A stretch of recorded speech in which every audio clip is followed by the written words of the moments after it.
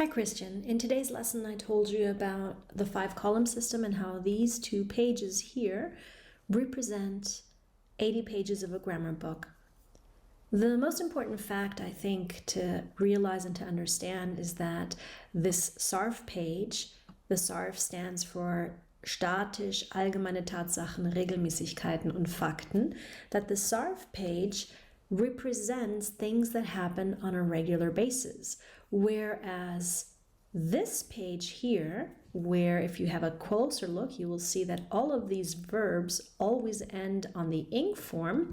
This page here, or these tenses here, we use when we want to highlight or emphasize or express that something is happening at a certain time. Also eine Hervorhebung, dass zu gegebener Zeit etwas passiert. And it doesn't matter if it's in the present, or in the future, or in the simple past, present perfect, or the past perfect. We can use the ing form in all of these tenses.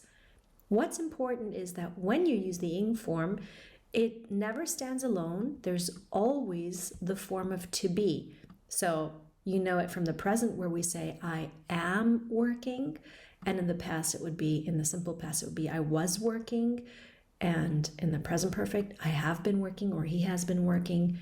In the past perfect, he had been working. And if you're going to use the future, you need will, be, and then the ing form. Another thing that I highlighted is that we use the simple past when we want to express that something is 100% over.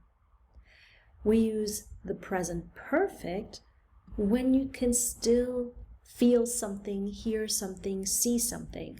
This was the example that I gave you when I put cappuccino in my face and I said, ask me, what have I had to drink? And your question was, what? You would start down here, have you, and then your verb would be drunk. So in this case, it's still something that you can physically see, and that's why we use the present perfect. If, however, something is 100% over, and we're looking at something that happened maybe yesterday, 10 seconds ago, 3 million years ago, then we always use the simple past. Another thing I explained is that if you were talking about spontaneous activity, let me just change this to white. If we're talking about a spontaneous activity, we use will. If, however, we are speaking of a planned action, we use am going to. This means that if I look out of the window and it looks like it's about to rain, I say, I'll go outside now.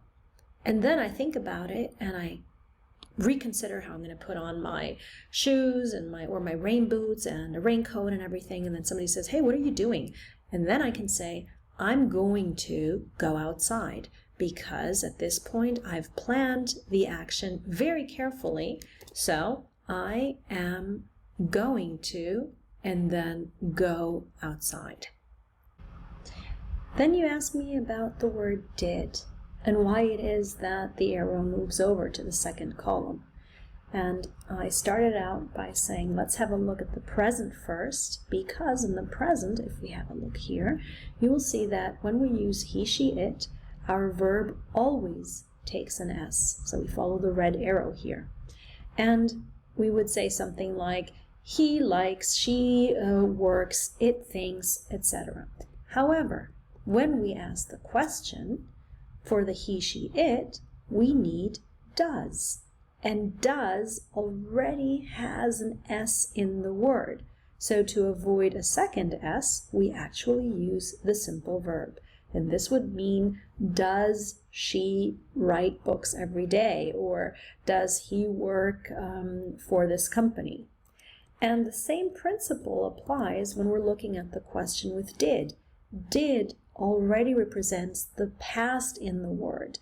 And that's why the arrow doesn't go up, but we actually move over and have the exact same thing happening like with the does that has the S in it. So this would be, did you have a good time today?